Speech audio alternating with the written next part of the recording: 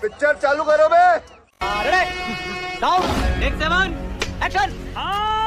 दृष्टि होगी वो उसी वोट बैंक पे होगी जो इन्होंने कांग्रेस से छीना था। प्रियंका जी जवाब देना चाह रही हैं। प्रियंका जी ये बात तो सच है ना। देखिए महाराष्ट्र में 2019 की स्थिति शिवसेना उद्धव गुट के लिए क्या थी? नहीं मुझे आप चित्रा जी ऐसा है, महाराष्ट्र के ऊपर ज्ञान ना तो मैं आपसे सुनूंगी ना ज्ञान मैं सुधांशु जी से सुनूंगी।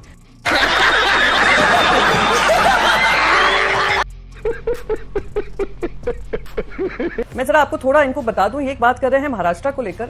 भाई साहब जब हमारे साथ थे 21 सीट जीती थी आपने 25 सीट लड़कर, आज आप 9 पे आ गए हैं। 28 सीट लड़ी हैं और 9 पे आ गए हैं। ये उन्हीं चीजों का परिणाम है जहां पर आपने अपनी पार्टी जिसने आपके साथ 25 साल खड़े रहे, आपके सुख में दुख में, जब आप 2 सीट पे थे आप 303 सीट पर आए, हम लोग आपके साथ दिया था। पर आपने जिस तरीके का काम किया है पार्टी को तोड़ने का, पार्टी पक्ष को तोड़ करने का, हमारा अस्तित्व खत्म करने की कोशिश करने का, हमारी पार्टी का सिंबल और नाम लेने का, और तब आकर आप हमें यहाँ पे ज्ञान देंगे तो आपका ज्ञान तो सुनने से रही। ये शब्द ही अपने आप में बहुत डरावना है। सबको मात देकर, नरेंद्र मोदी जी के झूठे वादे दिखाकर, झूठे इरादे जनता के सामने महाराष्ट्र में लाकर आज महाराष्ट्र की जनता ने हमें आशीर्वाद दिया है, वो प्रेम दिया है। आज भी हम सेकंड लार्जेस्ट पार्टी हैं लोकसभा चुनाव में। तो आपसे तो ज्ञान हम कतई नहीं लेंगे। क्या बात है सर, क्या बात है सर, क्या बात, ये बात है। मैंने तो अनेक राज्यों को महाराष्ट्र के ऊपर बोलेंगे तो उनके बारे में 10 चीज मैं बोलूंगी। नहीं क्योंकि मैं महाराष्ट्र की हूं, आपसे तो महाराष्ट्र की ही बात होगी ना।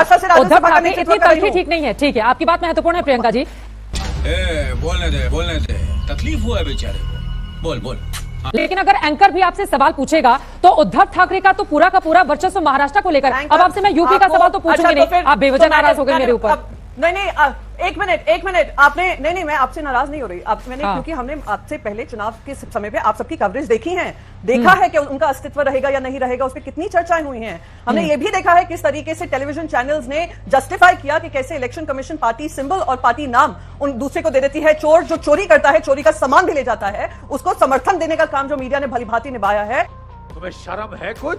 2024 के चुनाव में हम सब उससे परिचित हैं, इसलिए मैंने कहा कि महाराष्ट्र को लेकर सवाल आप अगर मुझसे पूछ रही हैं तो ये सवाल लाजमी पड़ता ही नहीं है, और इसका सवाल मैं जवाब तो जरूर दूंगी पर ज्ञान मैं इनसे नहीं सुनूंगी, ये मैंने कहा था। चलिए ठीक है सुधांशु जी। हाँ ठीक है सुधांशु जी, अब आपके पास आते हुए देखिए महाराष्ट्र को लेकर अगर आप सवाल पूछेंगे तो पलट कर ये पूछा ही जाएगा, क्योंकि पिछली बार बीजेपी का जो प्रदर्शन था इस बार तो आप लोगों के लिए वहां पर बुरी स्थिति बन गई ना। और मैं दावे के साथ कहता हूं 50% सीटें शिवसेना उद्धव गुट को नहीं मिलेंगी। तू कुत्ते का पिल्ला है, कुत्ता है तू कुत्ता।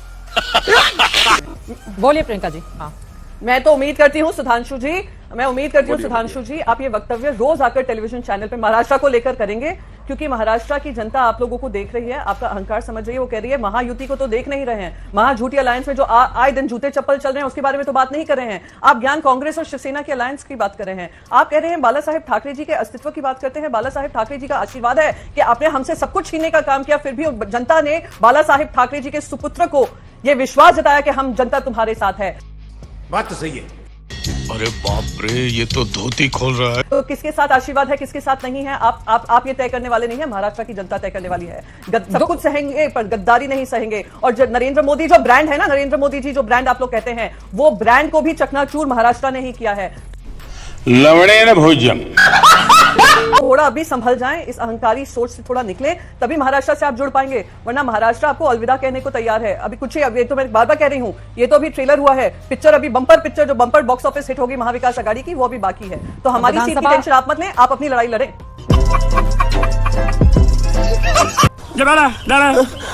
अरे तुम्हें समाचार मिले? रसोई घर में उन लोगों ने हमें बर्तन की तरह धोया।